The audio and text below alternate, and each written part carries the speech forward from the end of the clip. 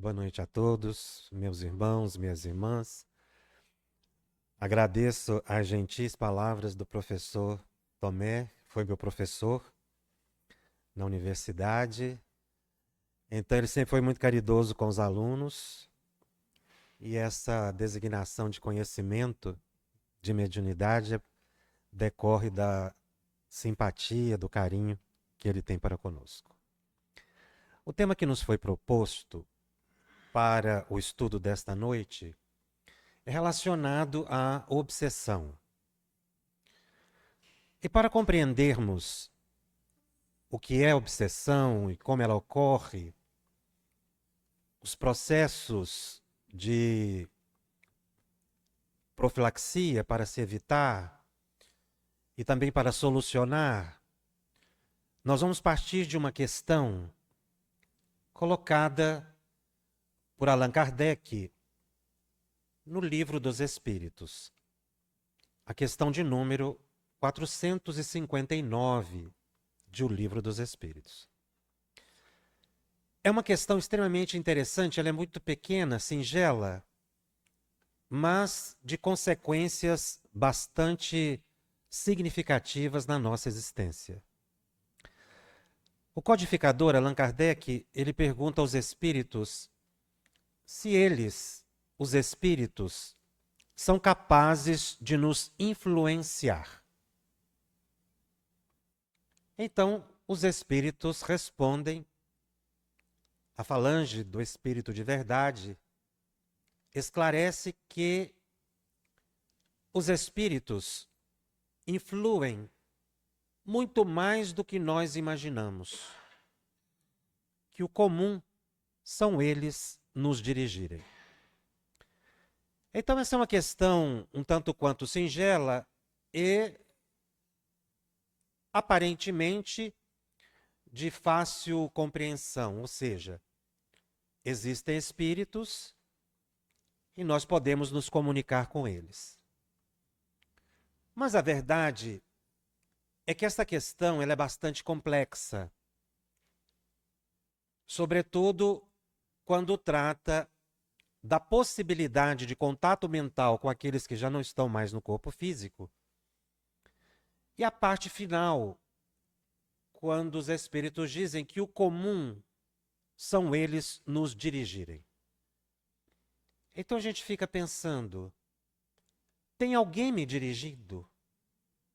Eu não estou percebendo. E se está me dirigindo, para onde eu estou sendo levado? Isso tem consequência na minha vida? Então, como nós não temos uma percepção, a maioria de nós, uma percepção muito clara das relações com a dimensão espiritual, estas questões ficam tanto quanto secundárias, sem maior reflexão. No entanto, para bem compreendermos o alcance da questão 459 de O Livro dos Espíritos, nós precisaríamos fazer outras 3 perguntas. Como? Como um espírito pode me influenciar? Segundo, quem está me influenciando? E terceiro, por que está me influenciando? Ao responder essas 3 questões, a gente começa a compreender as nossas relações com a dimensão espiritual.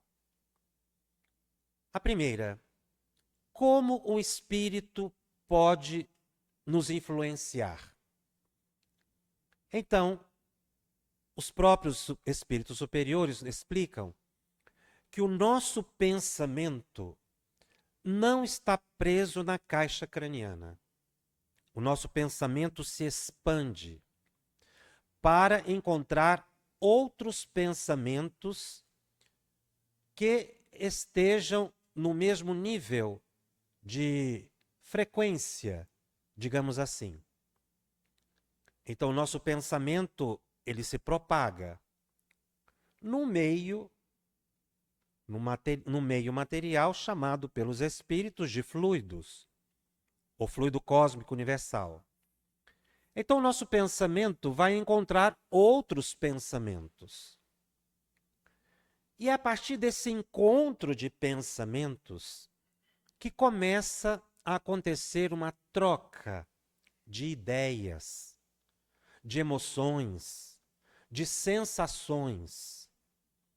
Uma permuta de pensamentos que acabarão por criar uma influência. Ou seja, eu passo a receber um pensamento e, em acolhendo esse pensamento, eu posso pautar a minha conduta a partir dessa ideia que me chega. Eu também posso influenciar, porque o pensamento se expande. Então, é um encontro de pensamentos, é uma via de mão dupla. O pensamento vai e um pensamento chega. Esses pensamentos, para que nos cheguem de forma mais nítida, é preciso que haja de nossa parte uma concordância, uma aceitação. Eu preciso aceitar, porque nós estamos falando de influência. A influência é caracterizada por uma sugestão. É alguém que te dá um conselho. Você aceita ou não aceita. Isso é influência. Então nós estamos aí analisando como os espíritos conseguem nos influenciar. Exatamente porque o nosso pensamento vai sofrer o impacto de outras ideias, mas eu não percebo. Muitas pessoas dizem assim, mas o ato de perceber ou não perceber não influencia ou não tem uma consequência direta sobre a influência. Porque ela existe. E quanto mais subjetivo isso é, quanto mais imperceptível, muitas vezes o nosso acolhimento é maior, por incrível que pareça. Porque a gente começa a acreditar que tudo que nos vem à mente é nosso.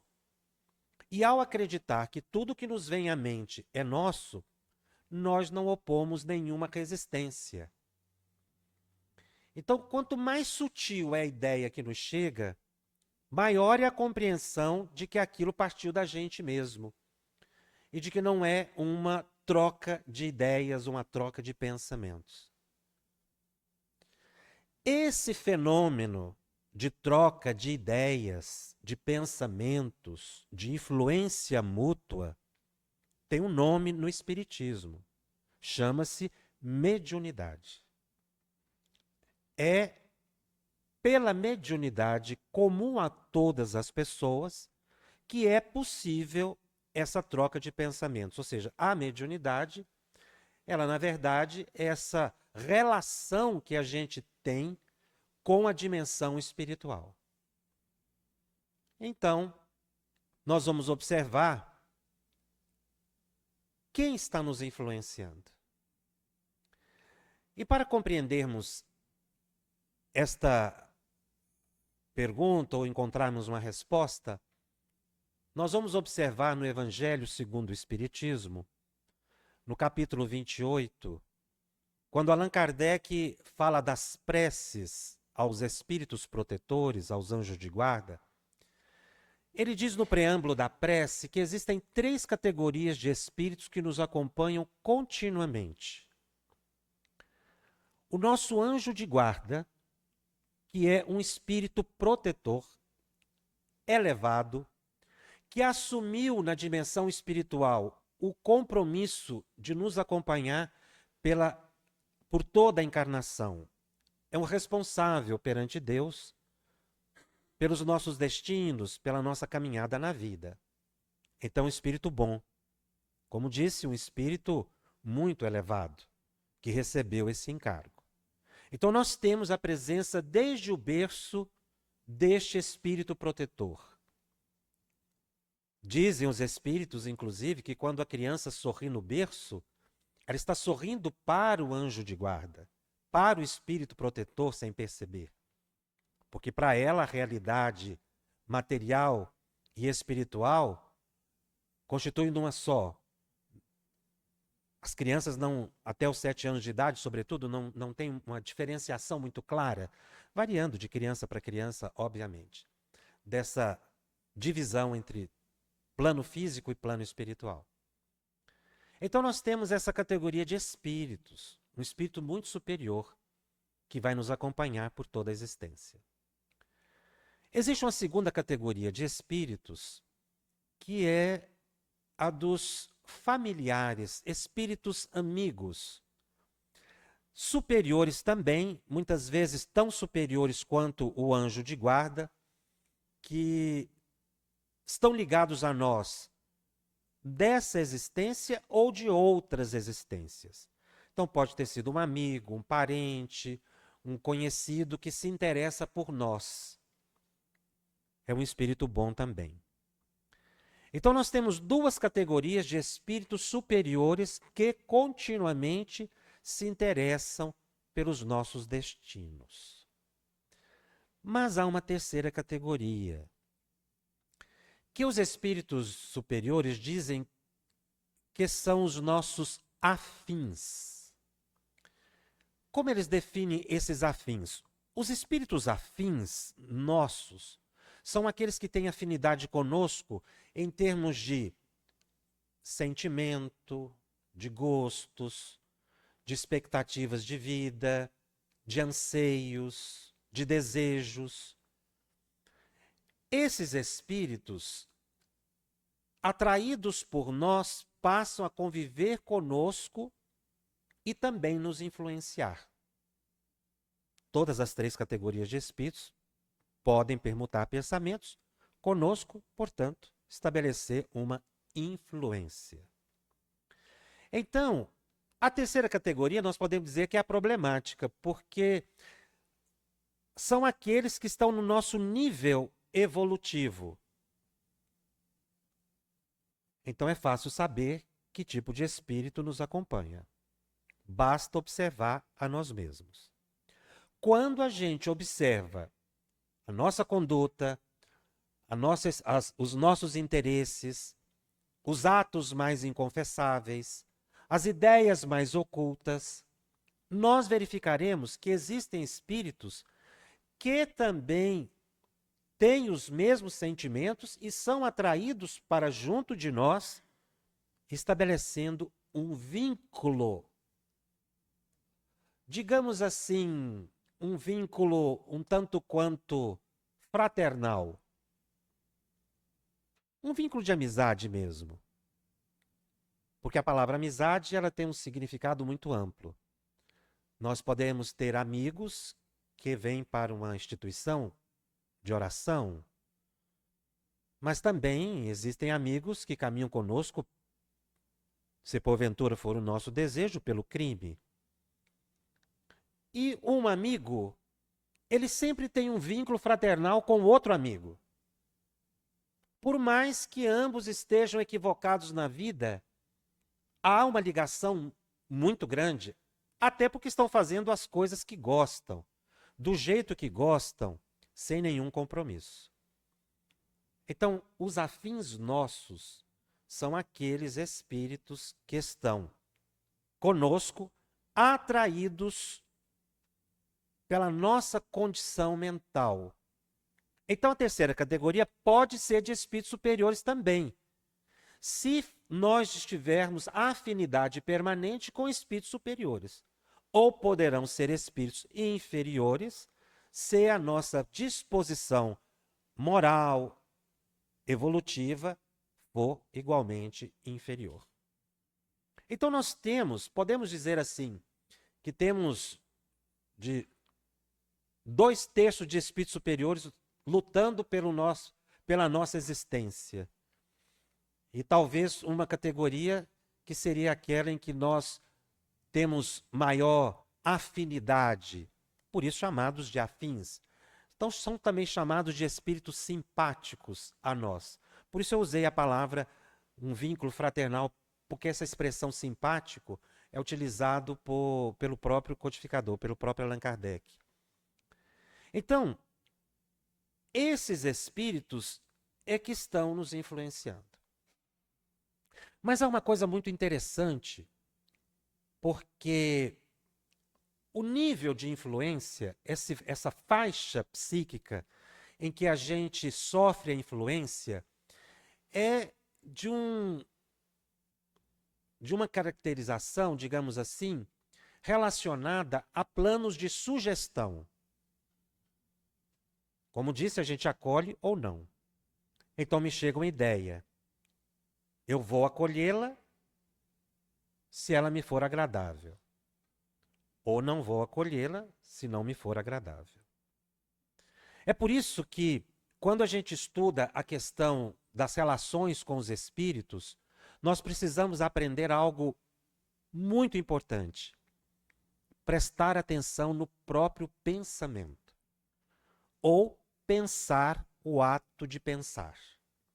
Porque quando nós fazemos isso chama-se metacognição, quando a gente pensa o ato de pensar, nós começamos a identificar pensamentos que são estranhos à nossa tendência.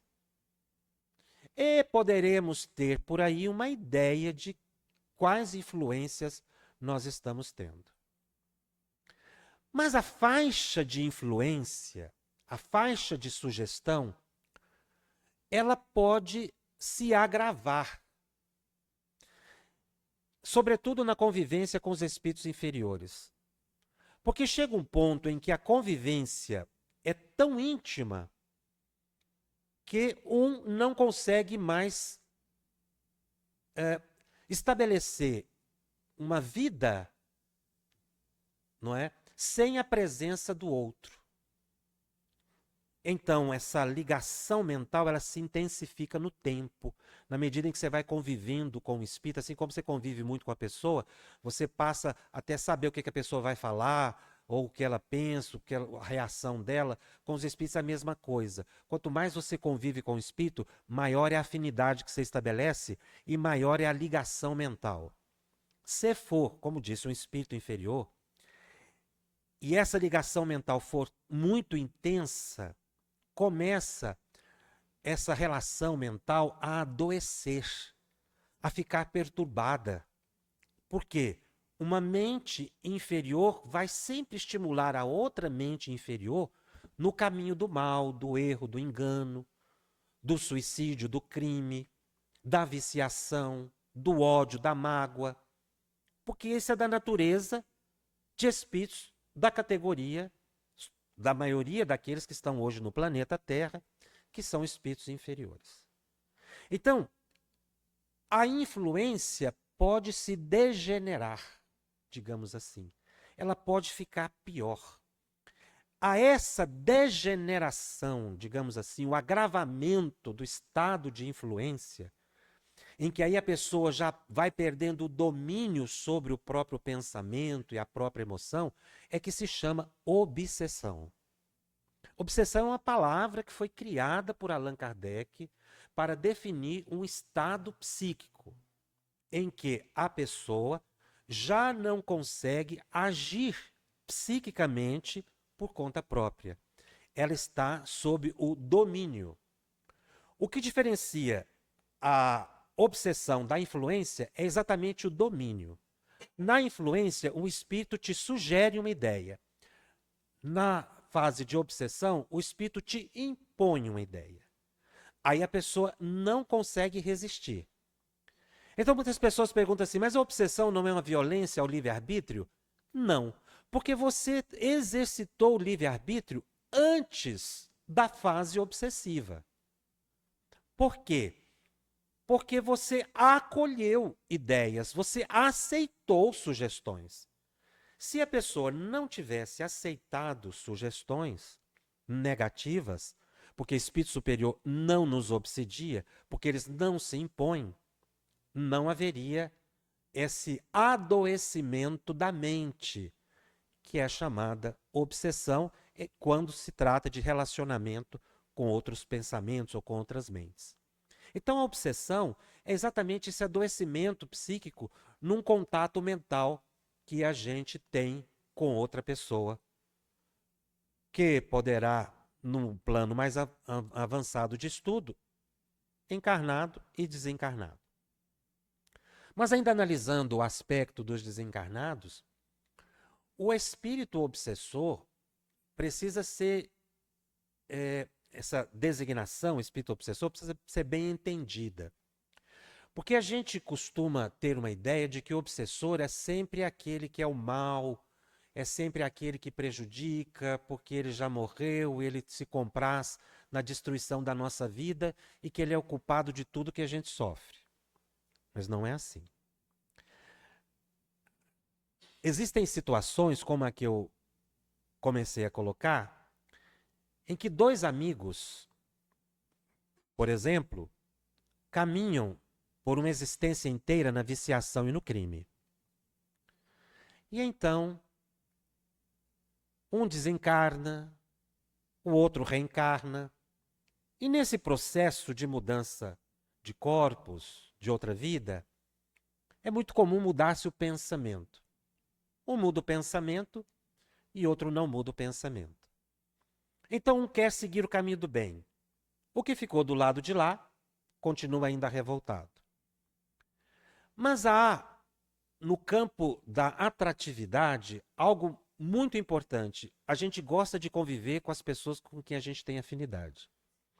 Então, esse companheiro, esse amigo de outra vida, que ficou no plano espiritual, que não reencarnou e que mantém a mesma ideia da vida passada, pode, e muitas vezes faz isso, voltar a conviver com o amigo que reencarnou.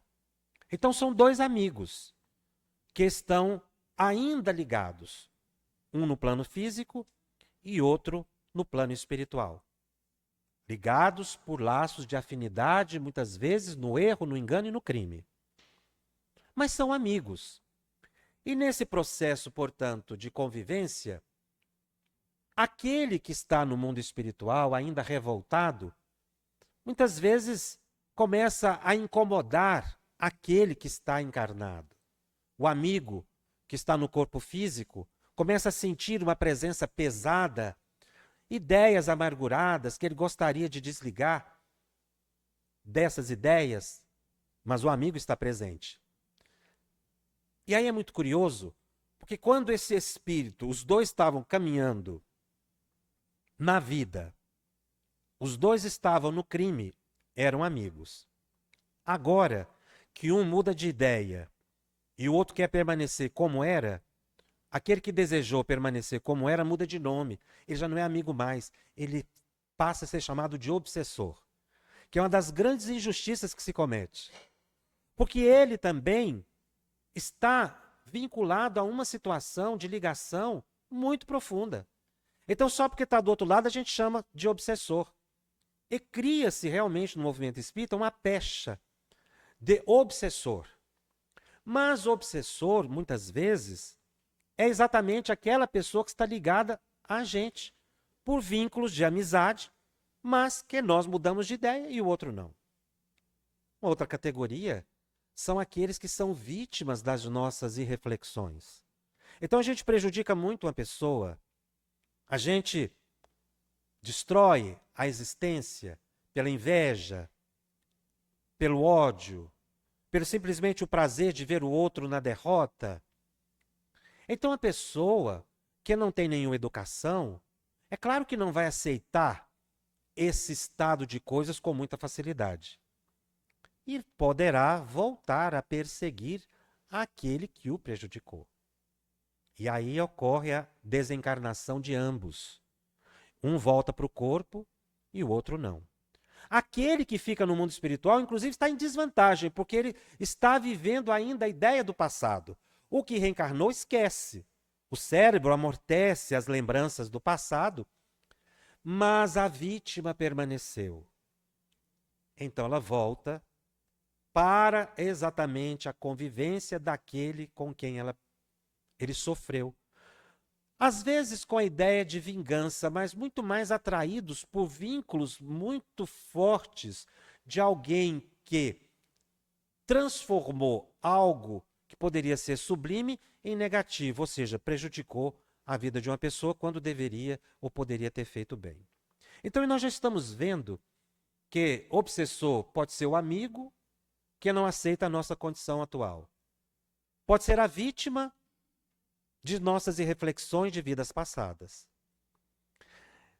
Então nós vamos ficando no centro de uma percepção de ligações mentais nas quais nós somos os grandes responsáveis e não o espírito, porque a gente costuma falar de espírito como se ele fosse alguém assim muito distante, algo assim imaterial, que a gente não vê, não toca, mas espírito é gente, como nós somos, com sentimentos, e às vezes sentimentos muito aflorados, porque não tem o corpo físico mais. Então, é muito comum, existem outras variações, mas o tempo não nos permite uma dilação muito ampla, estas ligações de espíritos conosco, que é a ideia mais comum que se tem. A obsessão é o domínio de espíritos sobre os encarnados. Mas nós falamos que a obsessão é um relacionamento psíquico adoecido, que é de mão dupla. Então nós também encarnados, como podemos emitir pensamentos, influenciar, nós podemos também ser obsessores. Uma das características, uma das observações ou das maior evidência dessa atitude obsessiva de um encarnado para o encarnado é o ciúme. O ciúme é um sentimento extremamente perturbador que pode levar a pessoa ao crime ou ao suicídio. Isso decorre de um domínio de uma mente sobre a outra, uma mente mais fraca que sofre o embate de uma mente mais fortalecida, que vai insistindo, insistindo, insistindo naquele ciúme e estabelece um grande grau de perturbação. É um outro aspecto da obsessão. Então, nós também podemos nos tornar obsessores daqueles com os quais a gente convive, desde que caracterize o que Kardec define, domínio. Se a gente domina o pensamento de outro e não lhe permite a ação livre, está havendo uma obsessão. Por isso eu dei o exemplo do ciúme. Há casais que se separam, mas não aceitam a separação. Então um começa a instigar o outro, a perseguir, a odiar. É o obsessor, embora esteja no plano físico. Existem outros aspectos. Por exemplo, um caso que eu considero paradigmático na obra de André Luiz, de uma senhora que tinha perdido o marido havia desencarnado. Então ele desencarnou e permaneceu ainda na casa, sentado na mesma cadeira, na sala que ele costumava sentar. Desencarnou, não se afastou do lar, permaneceu aí. Então aquela senhora, ela tinha uma tristeza profunda, a saudade natural do marido. Mas os benfeitores espirituais verificaram que ele estava muito doente, dementado, perturbado. E tomaram uma atitude que foi de levar o marido desencarnado para uma colônia espiritual, para um tratamento, para ele se recuperar. E aconteceu algo muito interessante com a viúva. Ela entrou numa depressão tão profunda, a saudade aumentou tanto, e ela ficou num estado de sofrimento intenso, que ela atraiu de volta o marido para dentro de casa. E ele, então, voltou para a mesma cadeira que ele tinha hábito de sentar. Então, André Luiz verificou que quando ela atraiu, era uma mente mais forte dominando a mente mais fraca, marido doente, desencarnado, ela se tornou obsessora do marido. Porque ele ficou naquela condição vinculado a um sentimento desequilibrado. Porque a saudade da perda do familiar querido é natural, mas o desespero, a revolta, a insatisfação plena, a depressão podem estabelecer vínculos magnéticos que atraem para dentro de casa aquele ente querido que já deveria seguir a sua vida. Então a gente percebe que a obsessão, ela tem várias nuances. A gente sempre pensa no espírito que perturba, Mas a gente nunca pensa que nós podemos perturbar um espírito. Ou que nós podemos perturbar uma outra pessoa que está do nosso lado. E nos tornarmos obsessores delas. Daí porque, no capítulo da obsessão, é tão importante a gente começar a refletir sobre os nossos propósitos de vida. Por isso disse que pensar o que se pensa é fundamental. Estabelecer em nós um padrão de transformação psíquica, ou como diz Allan Kardec, transformação moral, que possa melhorar o nosso relacionamento com o plano espiritual e também melhorar a nossa condição evolutiva, para que a gente não entre nesse estado de morbidez psíquica, digamos assim, em que a gente adoece e provoca o adoecimento nas pessoas em função de desejos íntimos que vão estabelecendo graus variados de perturbação. A obsessão, podemos dizer, foi a única doença estudada por Allan Kardec na obra da Codificação. Exatamente porque ele identificou esse fenômeno, né, que até então era tido como diabólico, o diabo, o demônio que perturba a vida das pessoas.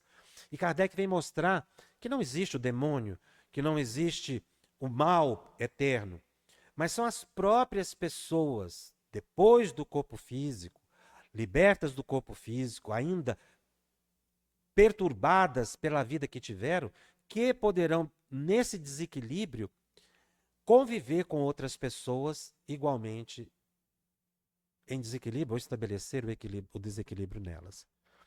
Daí porque é tão importante nós estudarmos.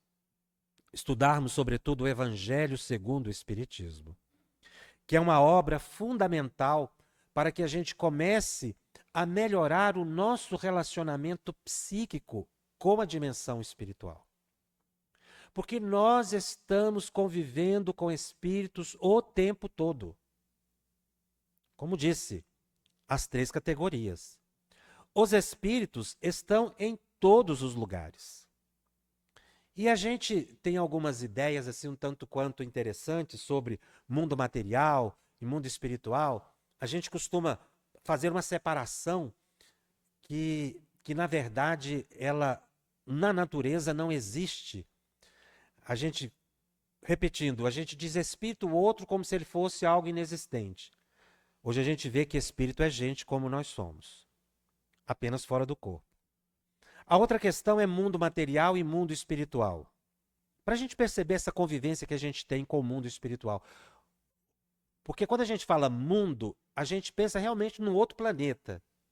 Está distante, alguma coisa assim, que não tem nada a ver comigo. É um mundo à parte. Mas, na verdade, o mundo espiritual é onde estão os espíritos. Essa é a ideia comum, não é? Básica. Então, se onde estão os espíritos é o mundo espiritual, nós temos que considerar a presença deles como indicativa desse mundo. E onde estão os espíritos? Aqui, conosco, em todos os lugares, convivendo conosco permanentemente. Implica em entendermos que o mundo espiritual é aqui também. Então nós vivemos 2 mundos ao mesmo tempo, o mundo material e o mundo espiritual. Aí a gente muda a terminologia para ficar mais simples. A gente começa a dizer dimensão material, dimensão espiritual. Porque é mais fácil, porque a ideia de mundo deixa-se muito distante à própria realidade. Nós todos estamos mergulhados no mundo espiritual. Nós vivemos no mundo espiritual. Nós vivemos, quando encarnados, em 2 dimensões ao mesmo tempo. A dimensão material e a dimensão espiritual. Por isso, os espíritos superiores e os pesquisadores da temática dizem que nós somos seres interexistentes. Nós temos 2 existências, ou vivemos 2 existências ao mesmo tempo. Embora o nosso cérebro não registre isso, porque o nosso cérebro orgânico não tem capacidade para essa vida dupla. Mas a gente vive sim duas existências. Uma das provas mais concretas é o sono, quando a gente dorme à noite. Quando a gente dorme, nós nos afastamos do corpo físico. Quando nós nos afastamos do corpo físico, porque nós não estamos presos ao corpo físico, nós estamos ligados ao corpo físico. Então, nesse processo, a gente se afasta naturalmente do corpo físico todas as noites. E temos aí a vida de espírito, mostrando que a gente tem a vida de espírito e a vida material ao mesmo tempo numa mesma existência.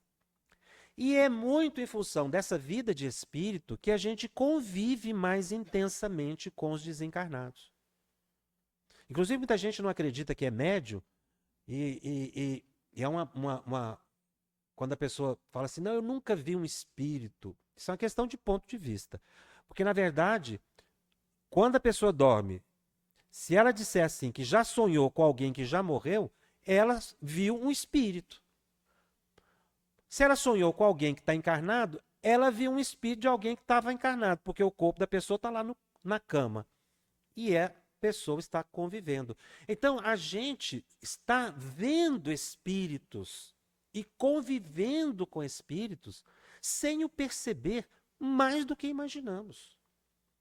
E é isso que a gente precisa desenvolver em termos de acuidade psíquica para sair de uma certa infância espiritual e começarmos a ter um grau de amadurecimento para entendermos melhor a existência que a gente tem, que é exatamente essa de relação com outras pessoas no corpo físico ou fora do corpo físico.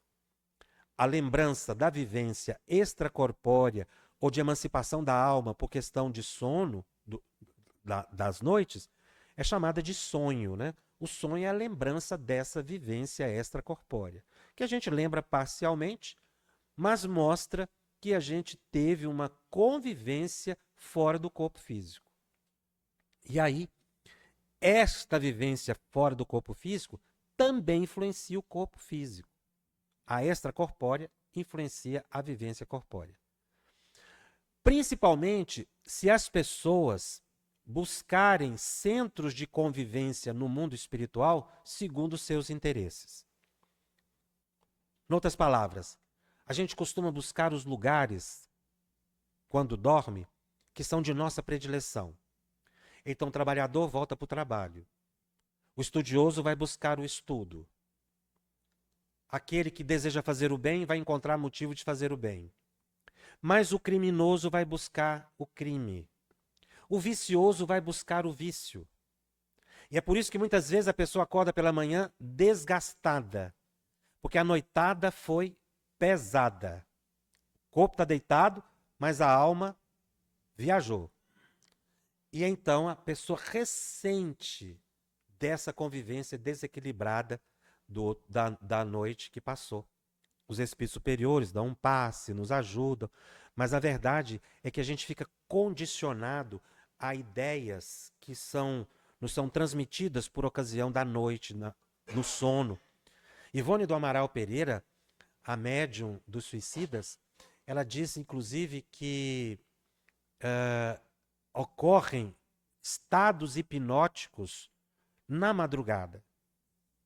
Então a pessoa, ela vai para certos lugares, espíritos implantam ideias na mente das pessoas, de nós todos, isso é possível acontecer com qualquer um, e a pessoa passa o dia teleguiado. Daí a ideia que os espíritos nos deram na 459. São eles que nos dirigem. Ou seja, eles impõem ideias e a gente aceita. Então a gente pode fazer muito em benefício da nossa harmonia. Primeiro, orar bastante, meditar, fazer o bem, à noite, quando for dormir, pedir o amparo do anjo de guarda, para não deixar que a pessoa caminhe por desequilíbrios, ainda à noite, segundo as próprias tendências. Começar a prestar atenção no pensamento, Se a ideia é negativa, porque a pessoa diz assim, mas eu não vejo o espírito, talvez se eu visse o espírito, se eu percebesse, fosse melhor, nem sempre é melhor. Mas não é necessário, porque o problema não é você perceber o espírito, o problema é você não sofrer a influência do espírito. E isso se faz na medida em que a gente vai mudando o condicionamento mental, prestando atenção no que se pensa, mudando assuntos, lugares que frequenta, visitas que faz, visitas que se recebe. São todos centros de grande perturbação quando são viciosos. E aí nós vamos, assim, trabalhando a própria existência num padrão de elevação suficiente, conforme preconiza o Mestre Jesus, nessa transformação do ser humano para a sublimação ou para a alta espiritualização, que é o nosso destino. Daí a importância de nós, desde já, começarmos a opor barreiras mentais a ideias negativas. Não viver no automatismo. A gente vive muito no automatismo. Uma pessoa me ofende, a gente reage. Uma pessoa me xinga, a gente xinga também. Me buzinou, eu vou buzinar também. Isso é reatividade. Isso é um plano subconsciencial, como diz André Luiz, em que você é levado pelo impulso conquistado de várias encarnações. A gente precisa começar a mudar esse padrão. E começar a prestar atenção mais no que fala, no que faz. Antes de falar, pensa. Antes de reagir, pensa. E aí, antes de guardar uma mágoa, pensa. Qual a utilidade de eu guardar essa mágoa? Muitas vezes está centrado mais no amor próprio do que numa necessidade maior. E aí eu poderia falar até as 4h da manhã. Eu vou ficar só até aqui. Devolvo a palavra para o professor Tomé. Muito obrigado.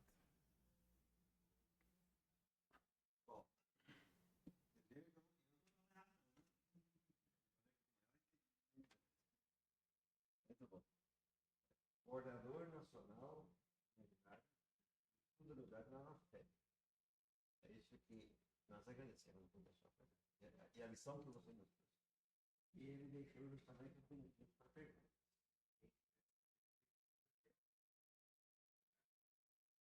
Quer pergunta sobre no limite? Alguém faz? Uma pergunta. Eu achei muito interessante em relação à obsessão que a gente considera uma pessoa que tem caminhou junto aqui na Terra. Para desencarnar, onde vai encarnar. Quando estava aqui, era um amigo. Quando inverteu as posições, ele virou obsessor. Nós aqui, muitas vezes, nós temos pessoas que nós consideramos amigos, saímos com essas pessoas, elas nos visitam, nós nos visitamos, mas com ciúme, a inveja, aqui presente. Só que nós, por estarmos encarnados, ambos encarnados, não temos essa ideia de obsessor. Então, esse comparativo que você fez, eu achei muito interessante. É mais uma pergunta, mais mas é exatamente essa percepção que a gente precisa ter e ampliar o entendimento. Porque a gente fica numa vitimização muito grande. Então nós achamos que somos o centro do sofrimento no universo. E que os espíritos estão por aí só para nos perseguir e prejudicar.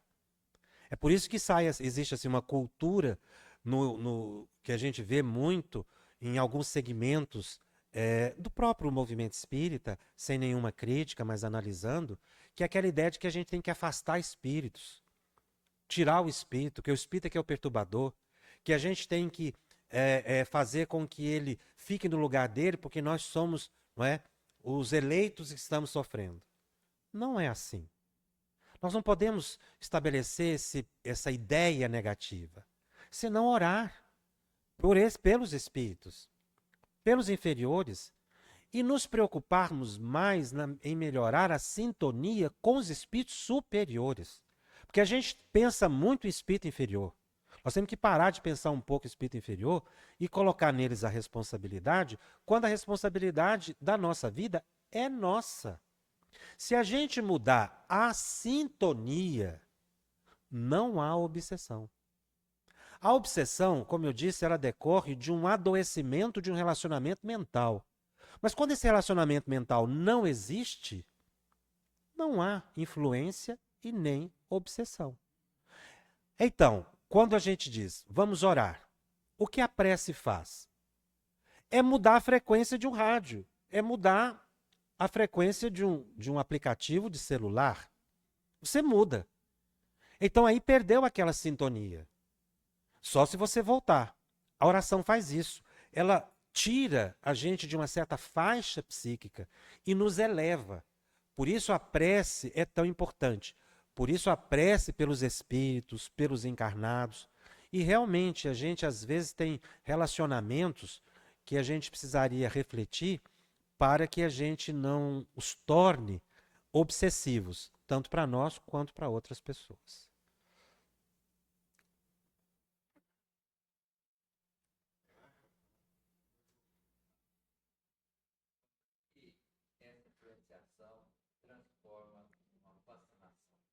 A fascinação é vamos dizer assim, um grau de obsessão. É quando perde o domínio.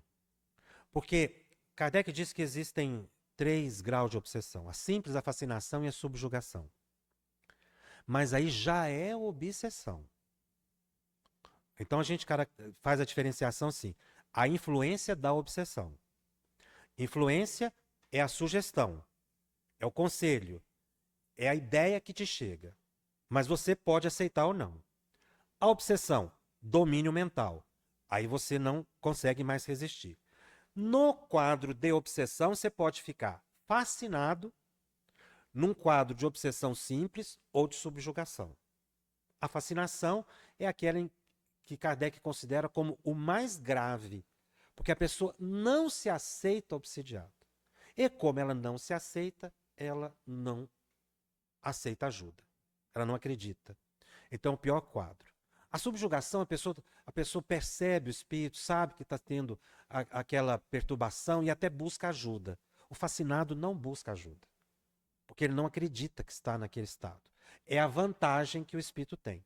Mas lembrando que esse espírito que está fascinando, muito provavelmente é a vítima das nossas inconsequências. Então, a fascinação é caracterizada exatamente pela perda de domínio do pensamento.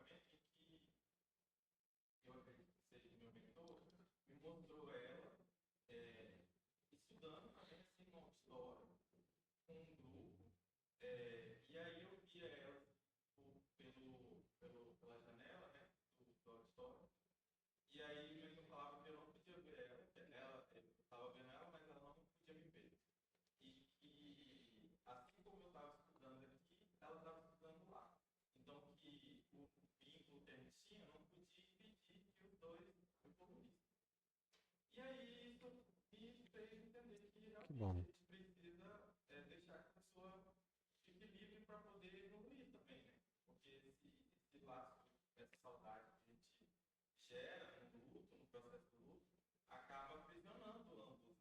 Aprisiona.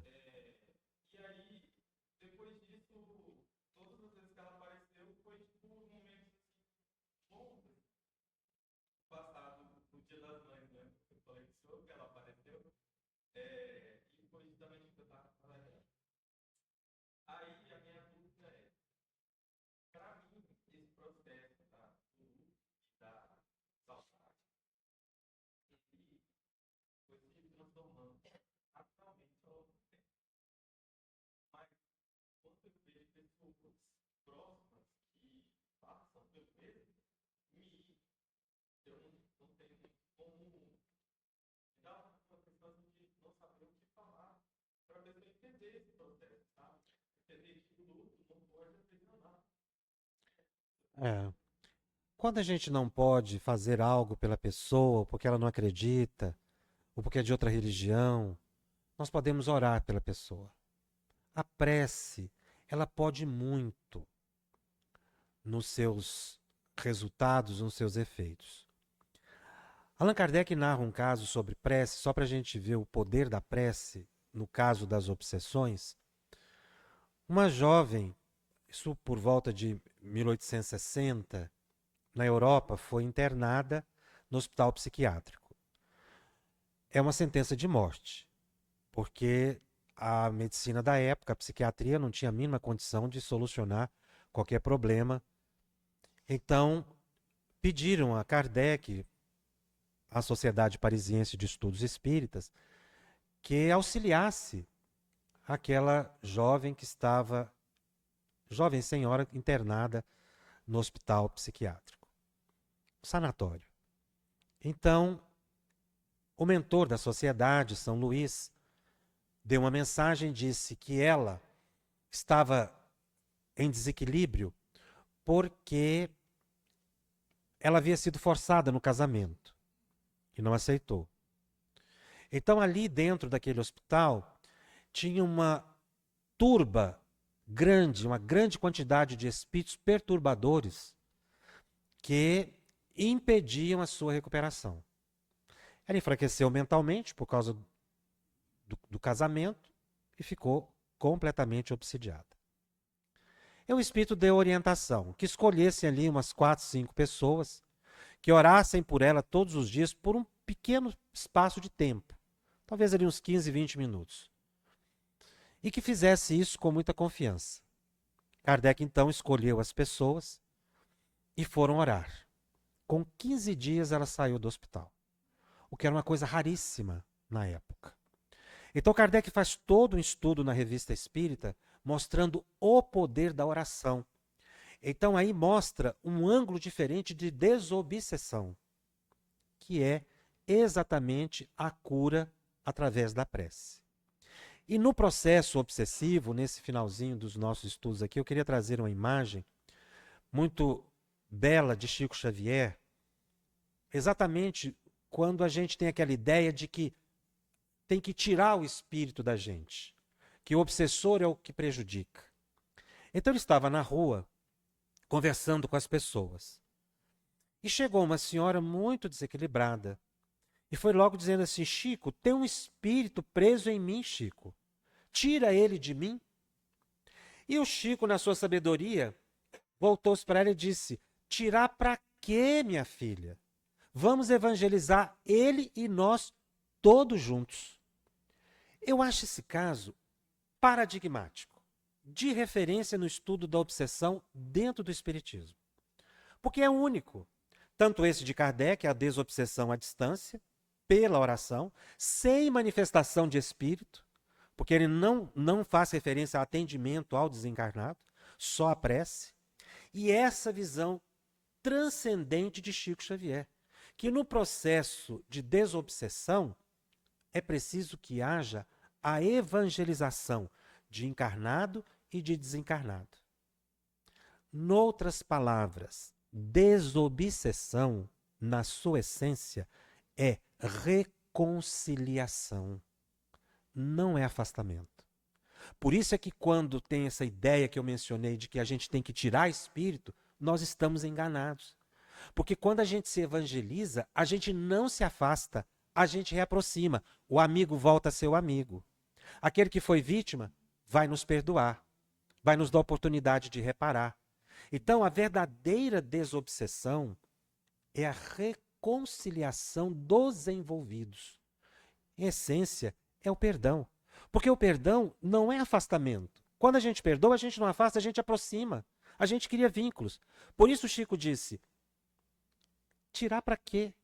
Vamos evangelizar ele e nós. Ou seja, ele tocou no ponto central do processo desobsessivo no planeta hoje, que sofre com dramas gravíssimos. A partir do que nós falamos, essa pequena exposição, dá para se perceber que a obsessão hoje no planeta é pandêmica. Porque a maioria dos nossos pensamentos é adoecido. E a gente precisa, então, com base no Evangelho de Jesus, transformar esse estado de coisas que a gente vive. Agora sim, obrigado.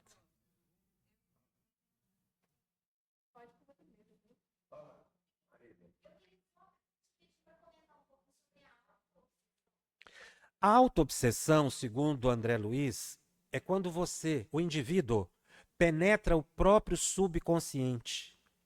E então o subconsciente começa a comandar o consciente. Em função de crimes que cometeu, de atitudes infelizes, a pessoa vai fazendo, vai armazenando isso no subconsciente. Chega um ponto que o subconsciente, ele assume o consciente. E aí a pessoa passa a viver aquele estado de perturbação permanente. Não tem um espírito. É o próprio indivíduo se perturbando. Então seria o subconsciente adoecido dominando o consciente. Então ela já não percebe mais a própria realidade. Ela passa a viver no estado psíquico de grande perturbação. Eu vou fazer uma pergunta, estou pensando nela desde o começo, mas eu acho que você já respondeu. Mas eu vou fazer a pergunta no sentido de que se tiver alguma outra complementação. A gente está vivendo uma grande epidemia de crise de ansiedade. Né? Todo dia, toda hora, a gente vê relatos. E eu sempre tive uma percepção que a crise de ansiedade ela tinha a ver com a mediunidade mal educada. Sejam de espíritas ou não espíritas, acreditando ou não acreditando na questão espiritual, me vinha sempre isso na cabeça. Você já falou que a chave é a oração e a reconciliação, né, com encarnados e desencarnados. Você teria alguma outra coisa? Na verdade, o estado de ansiedade é um adoecimento da própria emoção. A mediunidade é um sentido psíquico. Não estaria, assim, sendo o causador do problema. Mediunidade é um sentido como ver, ouvir, falar. Então ele é neutro. A nossa visão, por exemplo, ela não é boa nem má, ela serve para ver. Né? Agora, na medida em que, através dessa faculdade mediúnica ou da mediunidade, eu estabeleço conexões psíquicas adoecidas, aí eu posso atrair espíritos e isso intensificar a ansiedade. A ansiedade surge também por uma convivência com fluidos, não é só com espíritos. Isso é um outro capítulo, que depois, no outro dia, a gente pode falar, que é sobre os fluidos. A gente vive num ambiente fluídico, que pode ser agradável ou desagradável. Uma pessoa muito sensível, ela pode estar convivendo com ambientes que estão lhe trazendo ansiedade. Ou a própria vida também, a vida agitada, a correria, não é? As expectativas que estabelece, podem estabelecer diversos graus de ansiedade. Aí eu não vou entrar muito nesse assunto não, porque o professor Tomé aqui na minha frente, eu fico até sem jeito de entrar muito na parte da psiquiatria ou da psicologia. O Evangelho de Jesus. Bom, mas para terminar, um conselho seu para nós. Um médium que não está conseguindo controlar os seus pensamentos, ele está na reunião e começa o pensamento disparar e não consegue voltar para trás. Que conselho você dá para essa pessoa? Olha, essa é a maior dificuldade que a gente vê nos médios iniciantes. O pensamento, ele vagueia e caminha. Então a pessoa precisa começar a prestar atenção nesses pensamentos e fazer um esforço lento, mas um esforço real de ir prestando mais atenção no ambiente, colocar corpo e mente no mesmo lugar. A gente costuma estar o corpo num lugar e a cabeça em outro. Está aqui no centro, pensa em casa. Está em casa, pensa no centro. Então a gente precisa juntar as coisas. E isso ajuda muito a controlar essa agitação psíquica.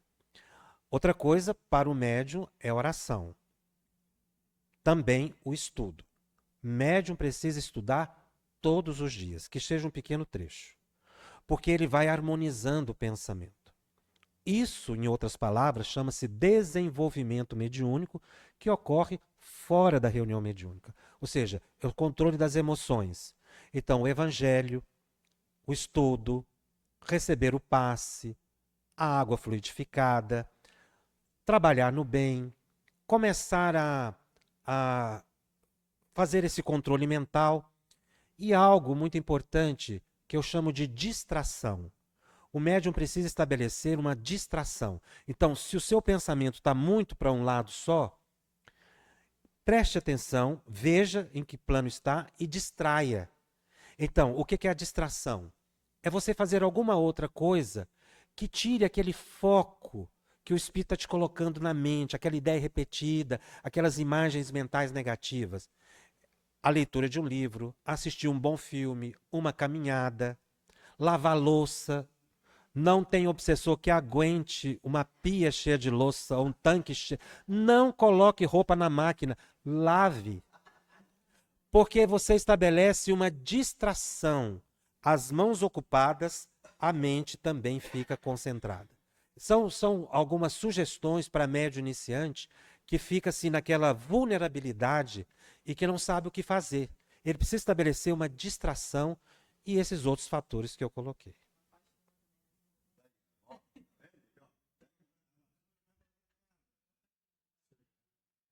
Muito bem.